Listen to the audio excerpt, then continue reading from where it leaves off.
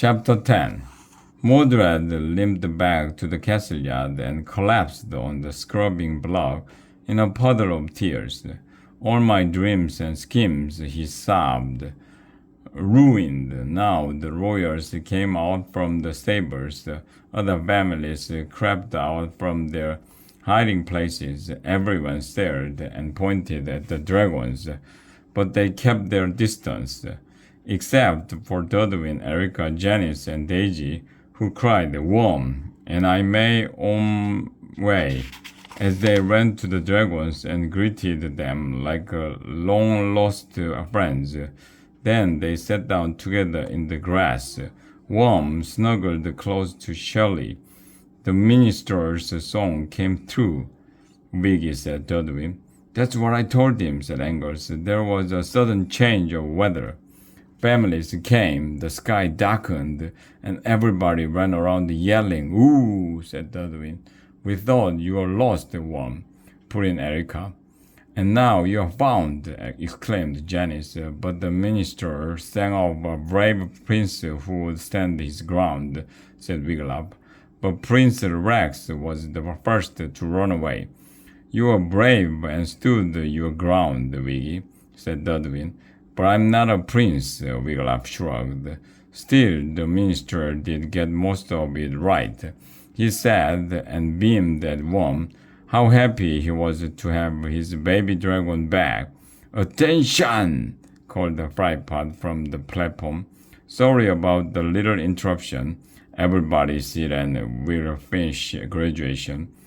The lawyers took their front row seats again. The other families sat back down behind them. "Whoever doesn't have a diploma, come and get it," said Frypot, not bothering with names. Some Class 1 lads and lassies ran up to the platform. Frypot tossed the diplomas at them and then said, "That's it, bye-bye." "Wait," bellowed Mordred, running toward the platform and wiping his tears and his runny nose, Baldric style, on his sleeve. "Wait!" He stomped onto the platform and grabbed the megaphone from Frypot. "Don't rush off," he cried. "There's been a little change of plans. Dragonslayers Academy is open again." "Yes, parents, you..." Suddenly a loud voice called out above the headmasters. "Knock, knock!" Wiglaf cringed. It was Fergus. Mordred's violet eyes bulged. Who's there?" he said. "Harry!" cried Fergus. "Harry!" cried the headmaster. "Harry who?" "Hurry up and finish your speech so we can all go home," cried Fergus. "Ha ha!" laughed Prince Lex. "That's a good one." "No need to go," cried Mordred. "School is open." "But sir," said Toblet, "we've graduated. We're done." "Yes, we are done," shouted students and parents, and they rose from their seats. There was much hugging and slapping of bags, and then the families headed for the castle gate.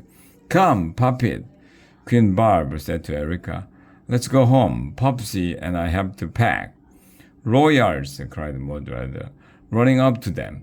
"I want to make you aware of a special DSA graduate degree. Your Erica is a perfect candidate." "Sorry," said Queen Barb. "Erica has another plans." Mordred turned to Queen Marge and bowed. "Where is that fine lad of yours?" he asked.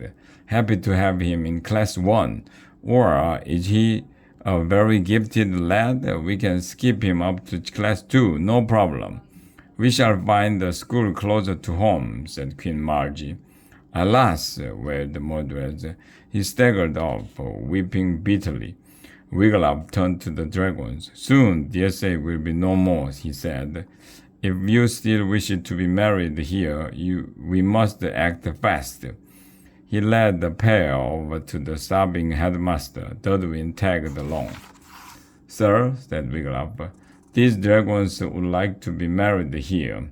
"Here?" Mordred stopped, staggering. He blew his nose on the hem of his tunic and looked up at the dragons with damp violet eyes. "In my castle?" he said. Worm Shirley nodded. Mordred sniffed. This castle has just had a major makeover, he told the happy couple. Perhaps you saw that as you flew in. And golden castles don't come cheap.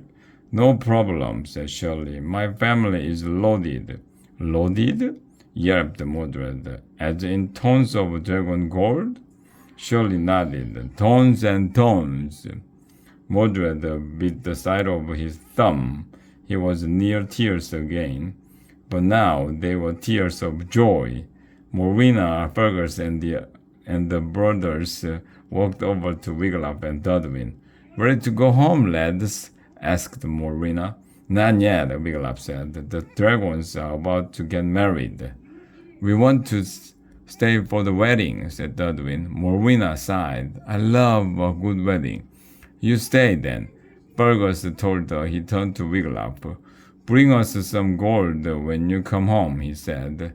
That's why we sent you off to school in the first place. Fergus pounded his chest with his fist, producing an ear-splitting farewell burp. Then he led 11 of his sons toward the castle gate. At the gate, the yellow-haired brothers turned and all together called, Come home soon. We miss you. Wiglaf smiled and waved. Maybe going back home wouldn't be so bad after all.